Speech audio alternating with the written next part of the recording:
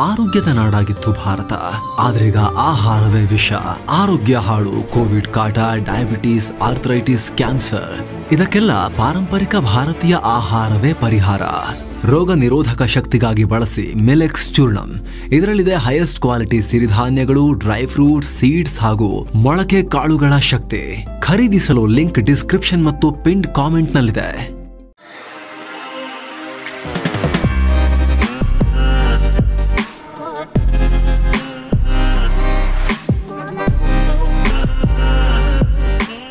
Hi friends, ದಿನದ ಎಲ್ಲ ಪ್ರಮುಖ ಸುದ್ದಿಯನ್ನು ನಿಮಗೆ ತಲುಪಿಸೋ ಮಸ್ತ್ಮಗ.com ಫುಲ್ ನ್ಯೂಸ್ಗೆ ಸ್ವಾಗತ. ನಾನು ಅಮರ್ ಪ್ರಸಾದ್. ಉಗ್ರರು ಮತ್ತು ಉಗ್ರ ಪೋಷಕರು ಸೇರ್ಕೊಂಡು ನೀರು, ನೆಲ, ಆಕಾಶ ಹೀಗೆ ಸುತ್ತಲೂ ಭಾರತಕ್ಕೆ ದಿಗ್ಬಂಧನ ಹಾಕೋ ಪ್ರಯತ್ನ ಮಾಡ್ತಿರೋದು ಸ್ಪಷ್ಟವಾಗ್ತಾ ಇದೆ. ಈಗ ದೇಶದ ಭದ್ರತೆಗೆ ಸಂಬಂಧಪಟ್ಟಂತೆ 4 ದಿಕ್ಕುಗಳಿಂದಲೂ ಆಘಾತಕಾರಿ ಮಾಹಿತಿ ಬರ್ತಾ ಇದೆ. ಬಾಂಗ್ಲಾದಿಂದ ಅಂತೂ ಬೆಚ್ಚಿ ಬೀಳಿಸೋ ಮಾಹಿತಿನೇ ಬರ್ತಾ ಇದೆ. ಪಾಕಿಸ್ತಾನವನ್ನ ಹರಿದು ಹುರಿದು ಮುಗ್ತಾ ಇರೋ ಟಿಟಿಪಿ ಅಥವಾ ಪಾಕಿಸ್ತಾನ್ ತಾಲಿಬಾನ್ ಘಟಕ ಬಾಂಗ್ಲಾಗೂ ಎಂಟ್ರಿ ಕೊಟ್ಟಿದೆ ಅಂತ ಖುದ್ದು ಬಾಂಗ್ಲಾದೇಶ ಹೇಳಿದೆ. ಇದಕ್ಕೆ ಸಂಬಂಧಪಟ್ಟಂತೆ 2 ಉಗ್ರಗಾಮಿಗಳನ್ನ ಬಾಂಗ್ಲಾದ ಉಗ್ರ ನಿಗ್ರಹ ಏಜೆನ್ಸಿ ಅರೆಸ್ಟ್ ಮಾಡಿದೆ. ಇಬ್ಬರು ಬೇರೆ ಬೇರೆ ಭಯೋತ್ಪಾದನಾ ಕೃತ್ಯಗಳಲ್ಲಿ ಭಾಗಿಯಾಗಿರಬಹುದು ಅಂತ ಬಾಂಗ್ಲಾ ಅಧಿಕಾರಿಗಳೇ ಹೇಳಿದ್ದಾರೆ. ಬಾಂಗ್ಲಾದಲ್ಲಿ ಜುಲೈ 2ನೇ ತಾರೀಕು ಇಂಟೆಲಿಜೆನ್ಸ್ ಮಾಹಿತಿಯ ಆಧಾರದ ಮೇಲೆ MD ಫೈಜಲ್ ಅನ್ನೋನನ್ನ ಬಂಧಿಸಲಾಗಿತ್ತು. ನಂತರ ಜುಲೈ 5ನೇ ತಾರೀಕು ಫೈಜಲ್ನನ್ನ ಜೈಲಿಗೆ ಕಳಿಸಲಾಯಿತು. ಇದಾದ ನಂತರ 5 ಜನರ ವಿರುದ್ಧ ಪ್ರಕರಣ ದಾಖಲಾಗಿತ್ತು. ನಾನು ಟಿಟಿಪಿ ಐಡಿಯಾಲಜಿಯಿಂದ ಇನ್ಸ್ಪೈರ್ ಆಗಿದೆ. ನಾನು ಮತ್ತು ಅಹಮದ್ ಜುಬೈರ್ ಅನ್ನೋರು 2024 ಅಕ್ಟೋಬರ್ನಲ್ಲಿ ಅಫ್ಘಾನಿಸ್ತಾನಕ್ಕೂ ಹೋಗಿ ಬಂದಿದ್ವಿ. ಅದರ ನಂತರ ಪಾಕಿಸ್ತಾನದ ವಜೀರಿಸ್ತಾನ್ನಲ್ಲಿ ಜುಬೈರ್ನ ಪಾಕಿಸ್ತಾನ ಹೊಡೆದು ಹಾಕ್ತು. ಅದಾದ್ಮೇಲೆ ನಾನು ಇಲ್ಲಿಗೆ ಬಂದೆ ಅಂತ ಫೈಜಲ್ ಪೊಲೀಸರ ಮುಂದೆ ಬಾಯ್ಬಿಟ್ಟಿದ್ದಾನೆ. ಅಲ್ಲದೆ ಕೇಸ್ ಡೀಟೇಲ್ಸ್ ಪ್ರಕಾರ ಈ ಫೈಜಲ್ ಟಿಟಿಪಿ ತೆಹರಿಕೆ ತಾಲಿಬಾನ್ ಪಾಕಿಸ್ತಾನ್ ಐಡಿಯಾಲಜಿಯನ್ನ ಆನ್ಲೈನ್ ಮೂಲಕ ಸ್ಪ್ರೆಡ್ ಮಾಡ್ತಾ ಇದ್ದ. ಜೊತೆಗೆ ರಿಕ್ರೂಟ್ಮೆಂಟ್ ಮತ್ತು ಉಗ್ರರ ಟ್ರೈನಿಂಗ್ ಬಗ್ಗೆ ಪ್ರಮೋಟ್ ಮಾಡ್ತಾ ಇದ್ದ. ಈತನೊಂದಿಗೆ ಇನ್ನೂ 4 ಜನ ಇದ್ರು ಅಂತ ಗೊತ್ತಾಗಿದೆ. ಅಂದರೆ ವಿಚಾರ ಸ್ಪಷ್ಟ. ಸದ್ಯಕ್ಕೆ ಇನ್ಸ್ಪೈರ್ ಆಗಿ ಅಲ್ಲೆಲ್ಲ ಹೋಗಿ ಟ್ರೈನಿಂಗ್ ಪಡ್ಕೊಂಡು ಅಲ್ಲೊಂಚೂರು ಕಾರ್ಯಾಚರಣೆ ಮಾಡಿ ಒಬ್ಬನ ಹೊಡೆದಾಕದ್ಮೇಲೆ ಒಬ್ಬ ಇಲ್ಲಿ ಬಂದಿದ್ದಾನೆ.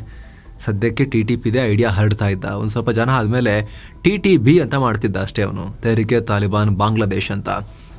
ಇನ್ನು ಪ್ರತ್ಯೇಕ ಕಾರ್ಯಾಚರಣೆಯಲ್ಲಿ ಬಾಂಗ್ಲಾ ಪೊಲೀಸರು ಜುಲೈ 14ನೇ ತಾರೀಕು ಶಾಮೀನ್ ಮಹಫೂಜ್ ಅನ್ನೋನನ್ನ ಅರೆಸ್ಟ್ ಮಾಡಿದ್ರು. ಶಾಮೀನ್ ನಿಷೇಧಿತ JBM ಗ್ರೂಪ್ ಮಾಜಿ ಲೀಡರ್ ಆಗಿದ್ದ. ಶಾಮೀನ್ ಹೆಸರು ಫೈಜಲ್ ಕೇಸ್ನಲ್ಲಿ ಕೇಳಬಂದಿರಲಿಲ್ಲ. ಆದರೆ ಈತನ ಅರೆಸ್ಟ್ ಬಳಿಕ ವಿಚಾರಣೆ ನಡೆಸಿದಾಗ TTPಯೊಂದಿಗೆ ಲಿಂಕ್ ಇರೋ ವಿಚಾರ ಬಾಯ್ಬಿಟ್ಟಿದ್ದಾನೆ. ಹೀಗಾಗಿ ಬಾಂಗ್ಲಾದಲ್ಲಿ TTP ಜಾಲ ಹರಡುತ್ತಿರೋದು ಸ್ಪಷ್ಟವಾಗಿದೆ. ಇದು ಭಾರತದ ಭದ್ರತಾ ದೃಷ್ಟಿಯಿಂದ ವೆರಿ ವೆರಿ ಸೀರಿಯಸ್ ಡೆವಲಪ್ಮೆಂಟ್. ಯಾಕಂದರೆ ಸದ್ಯ ಬಾಂಗ್ಲಾದಲ್ಲಿ ಮತಾಂಧರ ಗ್ಯಾಂಗ್ ಸರ್ಕಾರ ನಡೆಸ್ತಾ ಇದೆ, ಯೂನುಸ್ ಆ್ಯಂಡ್ ಗ್ಯಾಂಗ್.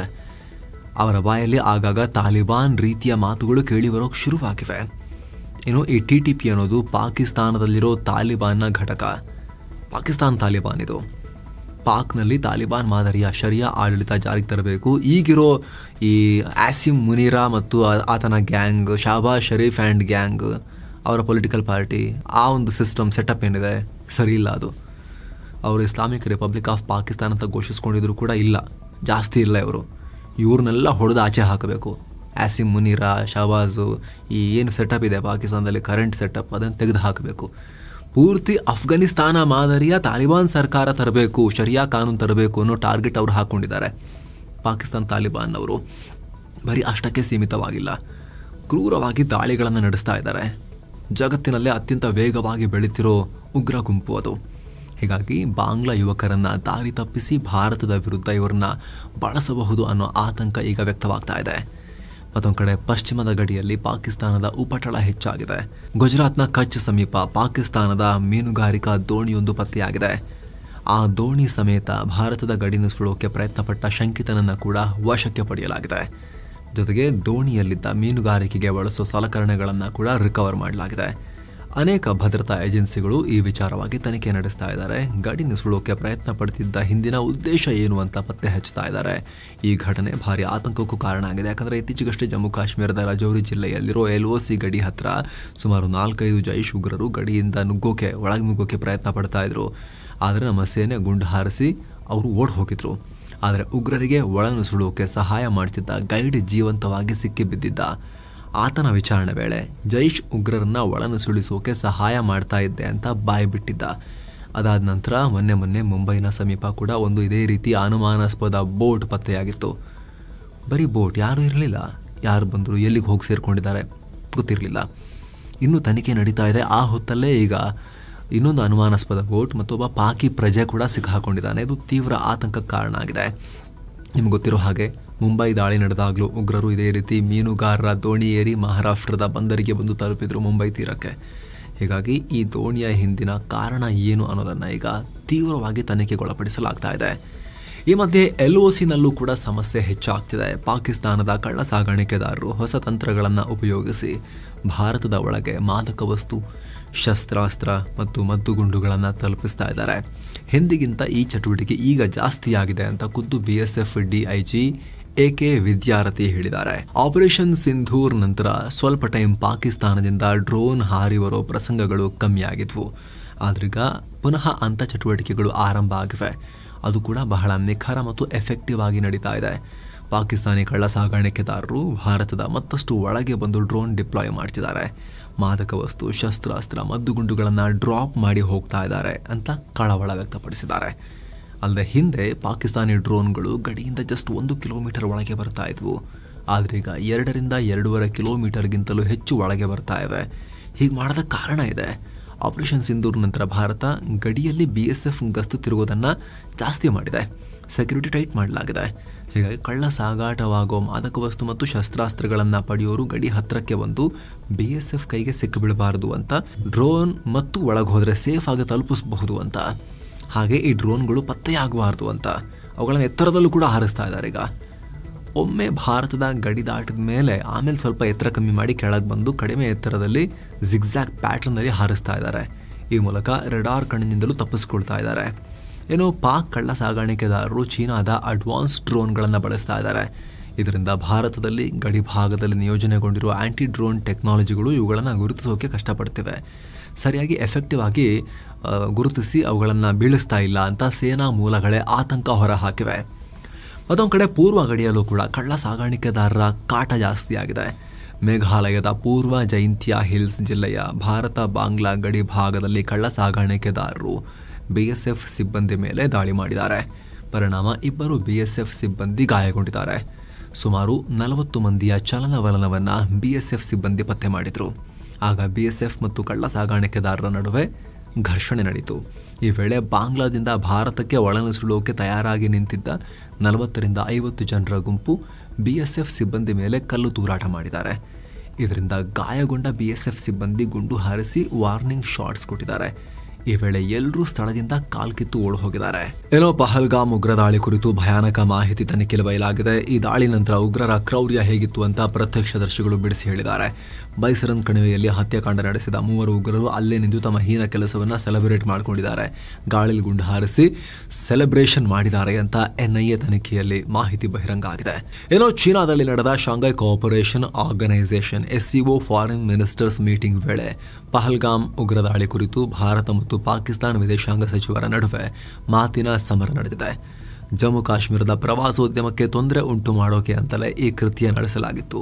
ಹಾಗೆ ಧರ್ಮದ ಆಧಾರದ ಮೇಲೆ ಭಾರತವನ್ನು ಡಿವೈಡ್ ಮಾಡೋಕೆ ನಡೆದ ಹುನ್ನಾರ ಇದು ಅಂತ ಭಾರತದ ವಿದೇಶಾಂಗ ಸಚಿವ S ಜೈಶಂಕರ್ ಪಾಕ್ ಮೇಲೆ ಕಿಡಿಕಾರಿದ್ದಾರೆ. ಆದರೆ ಪಾಕಿಸ್ತಾನದ ವಿದೇಶಾಂಗ ಸಚಿವ ಇಶಕ್ ದರ್ ಈ ಆರೋಪಗಳನ್ನು ರಿಜೆಕ್ಟ್ ಮಾಡಿದ್ದಾರೆ. ಸರಿಯಾಗಿ ತನಿಖೆ ನಡೆಸದೆ, ಎವಿಡೆನ್ಸ್ ಇಲ್ಲದೆ ಪಾಕಿಸ್ತಾನದ ಮೇಲೆ ಈ ರೀತಿ ಆರೋಪ ಮಾಡೋದು ತಪ್ಪು. ಯಾವುದೇ ಸಮಸ್ಯೆ ಇದ್ರೂ ಅದನ್ನು ಮಾತುಕತೆ ಮೂಲಕ ಬಗೆಹರಿಸೋಕೆ ನಾವು ಬಯಸ್ತೀವಿ ಅನ್ನೋ ಹೇಳಿಕೆಯನ್ನು ಕೊಟ್ಟಿದ್ದಾರೆ. ಇದೇ ವೇಳೆ S ಜೈಶಂಕರ್ ವಿಶ್ವಸಂಸ್ಥೆಯ ಭದ್ರತಾ ಮಂಡಳಿ ಪಹಲ್ಗಾಮ್ ಉಗ್ರ ದಾಳಿಯನ್ನು ಬಲವಾಗಿ ಖಂಡಿಸಿದೆ. ಇದೀಗ ಶಾಂಘೈ ಕೋಆಪರೇಷನ್ ಆರ್ಗನೈಸೇಷನ್ ಕೂಡ ಭಯೋತ್ಪಾದನೆ ವಿರುದ್ಧ ಸ್ಟ್ರಾಂಗ್ ಆಗಿರೋ ನಿಲುವನ್ನು ತಗೊಳ್ಬೇಕು. ಈ ಉಗ್ರ ಕೃತ್ಯ ಎಸಗಿದ ಉಗ್ರರನ್ನ ಹಿಡಿದು ಶಿಕ್ಷೆ ಕೊಡೋಕೆ ಭಾರತ ಎಲ್ಲ ರೀತಿಯಲ್ಲೂ ಕೆಲಸ ಮಾಡ್ತಾ ಇದೆ ಅನ್ನೋ ಹೇಳಿಕೆಯನ್ನು ಕೊಟ್ಟಿದ್ದಾರೆ. ಏನೋ ಕರ್ನಾಟಕದಲ್ಲಿ ಹಾಲಿನ ಉತ್ಪಾದನೆ ಹೆಚ್ಚಾಗಿದ್ದು KMF ಇತಿಹಾಸದಲ್ಲಿ ಇದೇ ಮೊದಲ ಬಾರಿಗೆ ಅತಿ ಹೆಚ್ಚು ಹಾಲಿನ ಸಂಗ್ರಹ ಆಗಿದೆ. ಕರ್ನಾಟಕದಲ್ಲಿ ಮೇ ತಿಂಗಳಿಂದ ಪ್ರತಿನಿತ್ಯ 1 ಕೋಟಿ ಲೀಟರ್ಗಿಂತ ಹೆಚ್ಚಿನ ಹಾಲು ಸಂಗ್ರಹ ಆಗ್ತಾ ಇದೆ. ಕಳೆದ 1 ತಿಂಗಳಿಂದ ಕರ್ನಾಟಕದಲ್ಲಿ ಉತ್ತಮ ಮಳೆಯಾಗ್ತಾ ಇದ್ದು ಹಸಿರು ಮೇವು ಸಿಗ್ತಾ ಇದೆ. ಹೀಗಾಗಿ ಹಾಲು ಸಂಗ್ರಹದಲ್ಲಿ ಹೆಚ್ಚಳ ಆಗಿದೆ. ಸಂಗ್ರಹವಾಗಿರೋ ಹೆಚ್ಚುವರಿ ಹಾಲಿನಿಂದ ಹಾಲಿನ ಪುಡಿ, ಮೊಸರು ಹಾಗೂ ವಿವಿಧ ಮೌಲ್ಯವರ್ಧಿತ ವ್ಯಾಲ್ಯೂ ಆಡೆಡ್ ಮಿಲ್ಕ್ ಪ್ರಾಡಕ್ಟ್ಸ್ ಅನ್ನ ತಯಾರಿಸಲಾಗ್ತಾ ಇದೆ ಅಂತ KMF ತಿಳಿಸಿದೆ. ಆದಷ್ಟು ಬೇಗ ವೇ ಪ್ರೋಟೀನ್ ಮಾಡಿ ಸ್ವಾಮಿ ನಂದಿನಿ ಅವರು. ಕರ್ನಾಟಕದಲ್ಲಿ ಮಲ್ಟಿಪ್ಲೆಕ್ಸ್ ಸೇರಿದಂತೆ ಎಲ್ಲ ಚಿತ್ರಮಂದಿರಗಳಲ್ಲಿ ಒಂದೇ ರೀತಿಯ 200 ರೂಪಾಯಿ ಹೈಯೆಸ್ಟ್ ಟಿಕೆಟ್ ರೇಟ್ನ ಫಿಕ್ಸ್ ಮಾಡೋಕೆ ಸರ್ಕಾರ ಈಗ ಅಧಿಸೂಚನೆ ಹೊರಡಿಸಿದೆ. ಇದಕ್ಕೆ ಸಂಬಂಧಪಟ್ಟಂತೆ ಇದು ಡಿಸಿಷನ್ ಆಗುತ್ತೆ ಅನ್ನೋ ಮಾಹಿತಿ ಇದ್ದಾಗಲೇ ನಾವು ಈ ವಿಶೇಷ ವರದಿಯಲ್ಲಿ ಮಾಹಿತಿಯನ್ನು ಕೊಟ್ಟಿದ್ವಿ. ಈಗ ಅಧಿಸೂಚನೆ ಹೊರಡಿಸಲಾಗಿದೆ. 15 ದಿನಗಳ ಒಳಗೆ ಆಕ್ಷೇಪಣೆ ಸಲ್ಲಿಸೋಕೆ ಅವಕಾಶವನ್ನು ಕೂಡ ಕೊಡಲಾಗಿದೆ. 200 ರೂಪಾಯಿಗಿಂತ ಜಾಸ್ತಿ ಟಿಕೆಟ್ ರೇಟ್ ಫಿಕ್ಸ್ ಮಾಡೋಂಗಿಲ್ಲ ಅಂತ ಸರ್ಕಾರ ಈಗ ಆದೇಶವನ್ನು ಹೊರಡಿಸ್ತಾ ಇದೆ. ರೇಟ್ ಇವ್ರು ಫಿಕ್ಸ್ ಮಾಡ್ತಿದ್ದಾರೆ. ನಟನೆ ಮಾಡಲ್ಲ, ಇನ್ವೆಸ್ಟ್ಮೆಂಟ್ ಮಾಡಲ್ಲ, ಡೈರೆಕ್ಷನ್ ಮಾಡೋದಿಲ್ಲ, ಕ್ಯಾಮ್ರಾ ಹಿಡಿಯಲ್ಲ, ಲೈಟ್ ಹಿಡಿಯಲ್ಲ, ಏನೂ ಇಲ್ಲ. ಅದೆಲ್ಲ ಬೇರೆ ಬೇರೆಯವ್ರು ಮಾಡ್ತಾರೆ. ರೇಟ್ ಮಾತ್ರ ಇವ್ರು ಬಂದು ಫಿಕ್ಸ್ ಮಾಡ್ತಾರಂತೆ. ಸ್ನೇಹಿತರೆ, ಈ ಕೇಸಲ್ಲ, ಸಿನಿಮಾ ರೇಟ್ ಫಿಕ್ಸ್ ಮಾಡೋದು ಮಾತ್ರ ಅಲ್ಲ, ಪ್ರತಿಯೊಂದು ವಿಚಾರದಲ್ಲಿ ನಾವು ಇದನ್ನು ಹೇಳ್ತಾ ಇರ್ತೀವಿ ಯಾವಾಗಲೂ ಕೂಡ. ಆರ್ಥಿಕತೆ ಮುಕ್ತವಾಗಿರಬೇಕು, ಡಿಮಾಂಡ್ ಸಪ್ಲೈಗೆ ತಕ್ಕ ಹಾಗಿರಬೇಕು. ಟಿಕೆಟ್ ರೇಟ್ ಜಾಸ್ತಿ ಆಯ್ತಾ, ಜನ ಬರಲ್ಲ, ಸಿನಿಮಾ ಥಿಯೇಟರ್ಗೆ ಬರೋದಿಲ್ಲ. ಅವಾಗ ಏನಾಗುತ್ತೆ, ಓಕೆ ಜನನೇ ಬರ್ತಾ ಇಲ್ಲ ಅಂತ ಅವ್ರು ಕಮ್ಮಿ ಮಾಡ್ತಾರೆ. ಇಲ್ಲ ಟಿಕೆಟ್ ರೇಟ್ ಓಕೆನಾ ತಗೋಬೋದು ಅಂತ ಜನಕ್ಕೆ ಅನ್ನಿಸ್ತಾ ಇದೆಯಾ, ಅವ್ರಿಗೆ ಆ ರೇಟ್ ಓಕೆನಾ, ಅವರೇ ಬಂದು ತಗೊಳ್ತಾರೆ, ಮುಗಿಬಿದ್ದು ಸಿನಿಮಾ ನೋಡ್ತಾರೆ. ಈ ರೀತಿ ಎಲ್ಲವೂ ಕೂಡ ಮಾರ್ಕೆಟಲ್ಲಿ ಡಿಮಾಂಡ್ ಸಪ್ಲೈಗೆ ಅನುಗುಣವಾಗಿರಬೇಕು ಅಂತ ಮುಕ್ತವಾಗಿ ಕಾಂಪಿಟೇಷನ್ ಇರೋ ಥರ ನೋಡ್ಕೊಳ್ಳಿ ಸರ್ಕಾರದವ್ರು. ಬಿಟ್ಟು ರೇಟ್ ನಾವು ಫಿಕ್ಸ್ ಮಾಡ್ತೀವಿ, ನೀವು ಉತ್ಪಾದನೆ ಮಾಡಿ ನೀವು ತಗೊಳ್ಳಿ ಅಂತ ಹೇಳಿದ್ರೆ ಇವ್ರಿಗೆ ಏನು ಕೆಲಸ ಅದರಲ್ಲೆಲ್ಲ ಅನ್ನೋದೇ ಅರ್ಥ ಆಗ್ತಾ ಇಲ್ಲ. ಆಂಧ್ರ ಮತ್ತು ಕರ್ನಾಟಕದ ನಡುವೆ ಮತ್ತೆ ಡಿಫೆನ್ಸ್ ಸೆಕ್ಟರ್ ಹೂಡಿಕೆಗೆ ಸ್ಪರ್ಧೆ ಶುರುವಾಗಿದೆ. ಹೈಟೆಕ್ ಡಿಫೆನ್ಸ್ ಮತ್ತು ಏರೋಸ್ಪೇಸ್ ಪಾರ್ಕ್ ನಿರ್ಮಾಣಕ್ಕಾಗಿ ದೇವನಹಳ್ಳಿ ತಾಲೂಕಲ್ಲಿ ಭೂ ಸ್ವಾಧೀನ ಪ್ರಕ್ರಿಯೆ ಕಂಪ್ಲೀಟ್ ಮಾಡಲಿಕ್ಕಾಗದೆ 1777 ಎಕರೆ ಭೂ ಸ್ವಾಧೀನ ಪ್ರಕ್ರಿಯೆಯನ್ನು ರಾಜ್ಯ ಸರ್ಕಾರ ಕೈಬಿಟ್ಟಿತ್ತು. ಇದರ ಬೆನ್ನಲ್ಲೇ ಆಂಧ್ರ ಸಚಿವ ಚಂದ್ರಬಾಬು ನಾಯ್ಡು ಅವರ ಮಗ ನಾರಾ ಲೋಕೇಶ್, ನೀವು ಯಾಕೆ ಆಂಧ್ರ ಕಡೆ ಯಾಕೆ ನೋಡಬಾರ್ದು, ಇಲ್ಲಿ ಯಾಕೆ ಬರಬಾರ್ದು, ನಾವು ಕೊಡ್ತೀವಿ ಜಾಗ, ಬನ್ನಿ ಅಂತ ಕರೆದಿದ್ದಾರೆ. ಏರೋಸ್ಪೇಸ್ ಉದ್ಯಮಿಗಳು ನಮ್ಮ ರಾಜ್ಯಕ್ಕೆ ಬನ್ನಿ ಅಂತ ಕರೆದಿದ್ದಾರೆ. ಡಿಯರ್ ಏರೋಸ್ಪೇಸ್ ಇಂಡಸ್ಟ್ರಿ, ಸುದ್ದಿ ತಿಳಿದು ಬಹಳ ಬೇಜಾರಾಯಿತು, ಕರ್ನಾಟಕದಲ್ಲಿ ನಿಮಗೆ ಜಾಗ ಕೊಡ್ತಿಲ್ಲ ಅಂತ. ನಮ್ಮ ಬಳಿ ನಿಮಗಾಗಿ ಉತ್ತಮ ಏರೋಸ್ಪೇಸ್ ಪಾಲಿಸಿನೇ ಇದೆ, ಒಳ್ಳೆ ಇನ್ಸೆಂಟಿವ್ಸ್ ಕೊಡ್ತೀವಿ. ಬೆಂಗಳೂರು ಹೊರವಲಯದಲ್ಲೇ 8,000 ಎಕರೆ ರೆಡಿ ಟು ಯೂಸ್ ಲ್ಯಾಂಡ್ ಕೂಡ ರೆಡಿ ಇಟ್ಟಿದ್ದೀವಿ. ನೀವು ಯಾಕೆ ಇಲ್ಲಿಗೆ ಬರಬಾರ್ದು, ಬೆಂಗಳೂರು ಪಕ್ಕದಲ್ಲೇ ಕೊಡ್ತೀವಿ ಬನ್ನಿ. ಜೊತೆಗೆ ಶೀಘ್ರದಲ್ಲಿ ನಿಮ್ಮೊಂದಿಗೆ ಮಾತುಕತೆ ನಡೆಸೋಕೆ ನಾವಂತೂ ನಿರೀಕ್ಷೆ ಇಟ್ಕೊಂಡು ಕಾಯ್ತಿದ್ದೀವಿ ಅಂತ ಹೇಳಿಕೆ ಕೊಟ್ಟಿದ್ದಾರೆ. ಭಾರತ ಕ್ಲೀನ್ ಎನರ್ಜಿ ಉತ್ಪಾದನೆಯಲ್ಲಿ ಹೊಸ ಮೈಲುಗಲ್ಲನ್ನು ಸಾಧಿಸಿದೆ. ಭಾರತದಲ್ಲಿ ಒಟ್ಟು ವಿದ್ಯುತ್ ಉತ್ಪಾದನೆಯಲ್ಲಿ ಈಗ ಆಲ್ರೆಡಿ 50% ಪಳೆಯುಳಿಕೆ ಅಲ್ಲದ ಇಂಧನದಿಂದ ನಾನ್ ಫಾಸಿಲ್ ಫ್ಯೂಲ್ ಉತ್ಪಾದನೆ ನಾವು ಮಾಡ್ತಾ ಇದ್ದೀವಿ ಅಂತ ಸರ್ಕಾರ ಹೇಳಿದೆ. ಅಫಿಷಿಯಲ್ ಡೇಟಾ ಪ್ರಕಾರ ಭಾರತ ಒಟ್ಟು 484.8 ಗಿಗಾವಾಟ್ ಪವರ್ ಉತ್ಪಾದಿಸುವ ಸಾಮರ್ಥ್ಯ ಹೊಂದಿದೆ. ಇದರಲ್ಲಿ 234 ಗಿಗಾವ್ಯಾಟ್ ವಿದ್ಯುತ್ನ ಸೋಲಾರ್, ಗಾಳಿ ಶಕ್ತಿ, ನೀರು ಮತ್ತು ನ್ಯೂಕ್ಲಿಯರ್ನಿಂದ ಉತ್ಪಾದನೆ ಮಾಡ್ತಾ ಇದ್ದೀವಿ ಅಂತ ಈಗ ಮಾಹಿತಿ ಬಂದಿದೆ.